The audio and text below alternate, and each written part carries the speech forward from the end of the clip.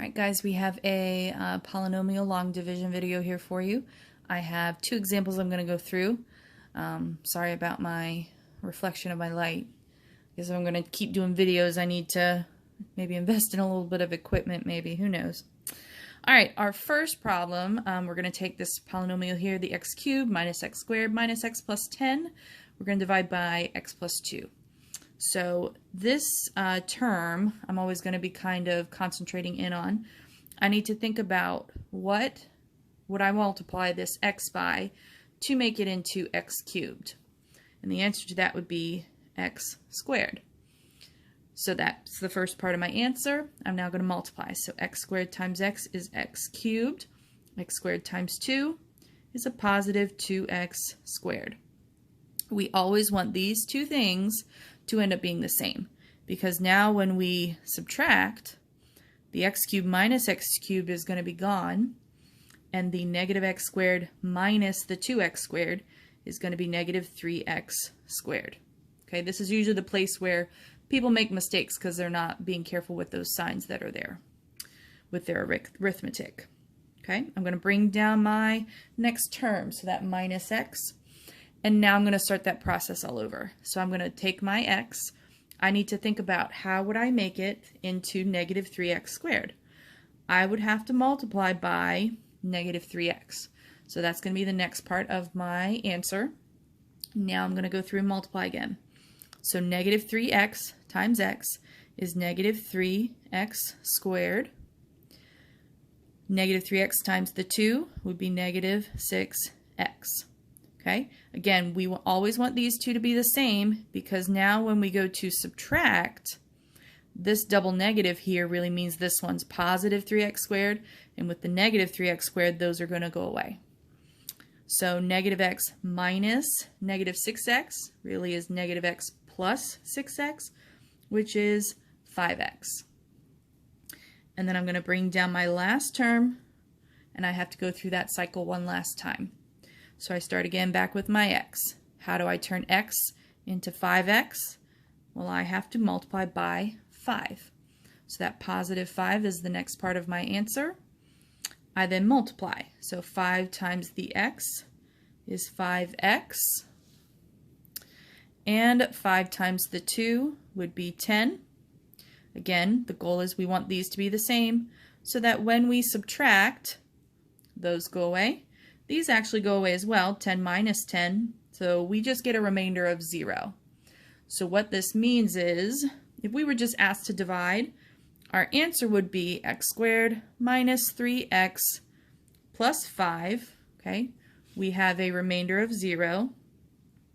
The other key things to point out here, we talked a lot about how because we get that remainder of 0, that means x plus 2 is a factor. Okay, this means that x equals negative 2 is a solution. So I would know on my graph that this original function crosses at negative 2. Okay, the final thing that's kind of an interesting thing to consider, we also now know that x times 2, or excuse me, x plus 2 times the x squared minus 3x plus 5.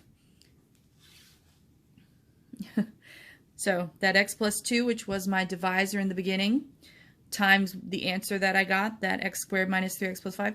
When I multiply those two things together, it would actually give me my original polynomial, my cubic one, the x cubed minus x squared minus x plus 10.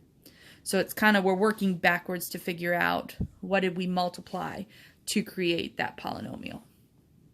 Okay, all right, let's do one more. So we have this time 3x cubed plus 5x squared plus 19x minus 7. This time we're dividing by 3x plus 1.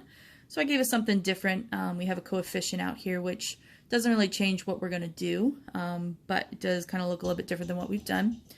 So again, this is the number I need to concentrate in on, that term, the 3x. I have to think, how do I make 3x into 3x cubed?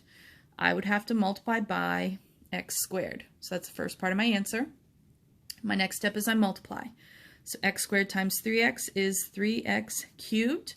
X squared times negative 1 is negative 1x squared. Our goal is these should always be the same for this step. So that way when we subtract, they're going to cancel out.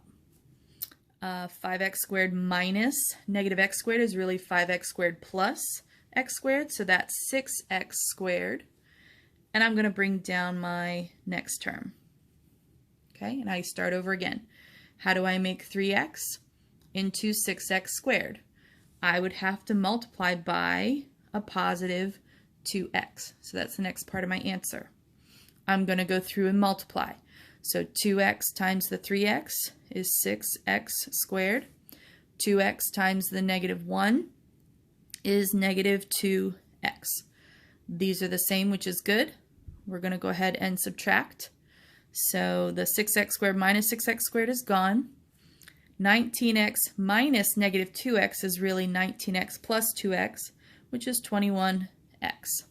And I finally bring down that minus 7, and I'll be able to do one last round. So we got to take our 3x and make it into 21x. So that means we have to multiply by a positive 7.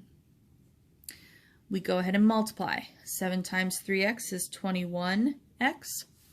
7 times negative 1 is negative 7. We got both of these the same, which is good. When we subtract, those cancel. And actually, because of this, these signs here, when we do the negative 7 minus the negative 7, it becomes negative 7 plus 7. So we get a remainder of 0 again. So my answer would be that x squared plus 2x plus 7, which is what I got doing my dividing. So this means that 3x minus 1 is a factor. It means that positive 1/3 is a solution. Okay, so I know I cross it on the x-axis at 1/3. The final thing would be, we could say that if we were working the other way, if we took 3x minus 1 times x squared plus 2x plus the 7, so again, this was my answer I got, times what we were originally dividing by, we would get back to that original 3x cubed plus 5x squared plus 19x minus 7. Okay, so hope you found that helpful. Sorry that got so long.